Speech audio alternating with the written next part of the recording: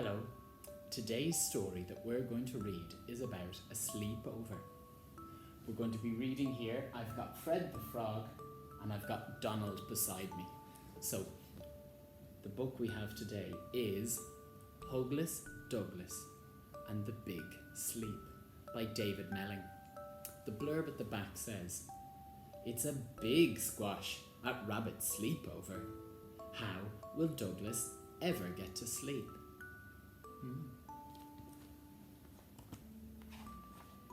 Let's begin.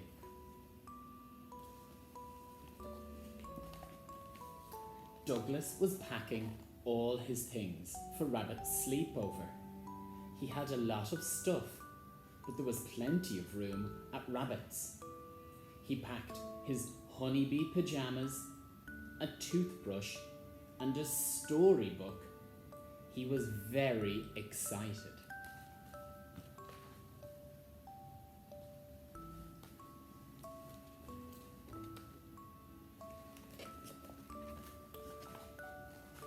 "I hope Rabbit reads a bedtime story," thought Douglas, as he set off into the woods. His bag was very heavy with all his things. First, he got stuck. Then, he got lost. He climbed up the nearest tree to see where he was.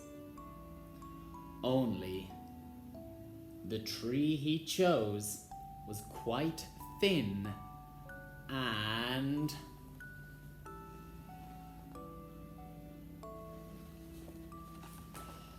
very, very bendy.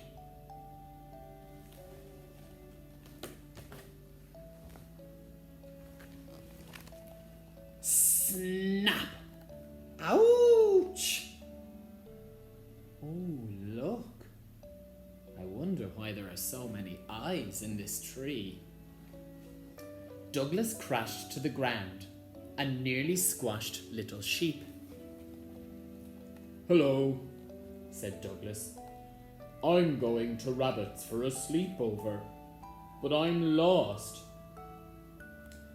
"I know the way," Little Sheep squeaked. Douglas smiled. "Why don't you come along too? There's plenty of room at Rabbit's."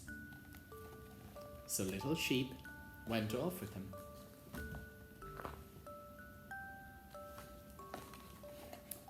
Douglas scrambled out of the bush and brushed himself down. "Funny," he thought to himself. "My bag feels even heavier." I don't think he realizes.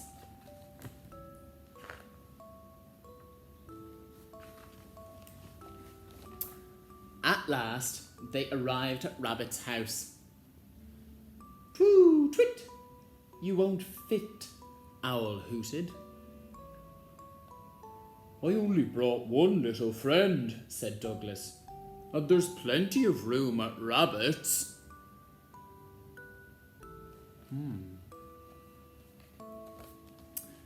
"What about us?" cried the sheep. There's a lot more than one there. See if you can count them.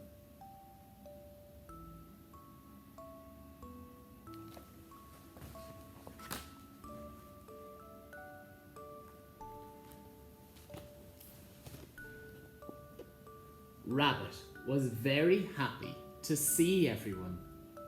I love having sheep over for sleepovers," she laughed, and she waved them all into her house, one by one. "Your front door does look small," said Little Sheep. "Nonsense," said Rabbit. "There's plenty of room."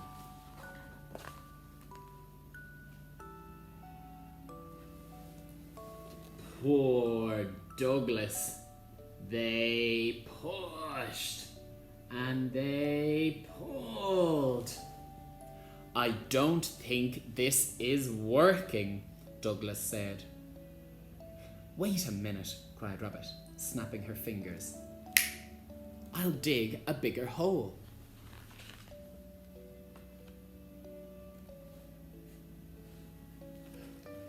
There, now, puffed Rabbit.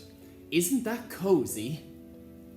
Douglas wasn't so sure. When are you going to read us a bedtime story, Rabbit? Asked Little Sheep. As soon as I get in, Rabbit replied. Budge up.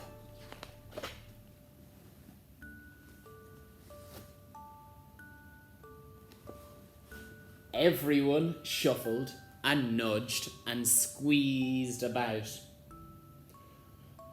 There's no more room at Rabbit's, cried Douglas.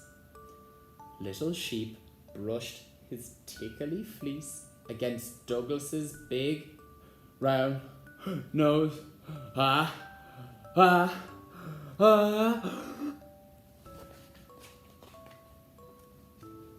Choo! Look what happened. Out popped the sheep. 1, 2, 3, 4, 5, 6, 7, 8, 9, 10. Ba-doing, ba-doing, ba-doing.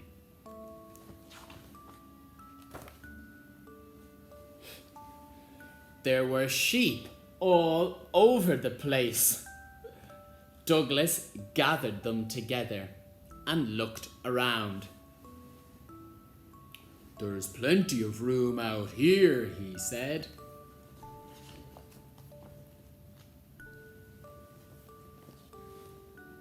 So Douglas and the sheep settled down and listened to Rabbit read a story.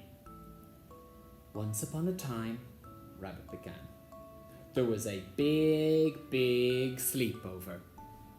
And one by one, they all closed their eyes and fell asleep. The end. Now, this story then also comes with a little guide of stuff that you would pack or bring on a sleepover. There are some slippers, a torch, pajamas, a storybook, woolly socks, teddy bear, a dressing gown, maybe a musical alarm clock, a friend, or a comforter. I hope you enjoyed this story. See you.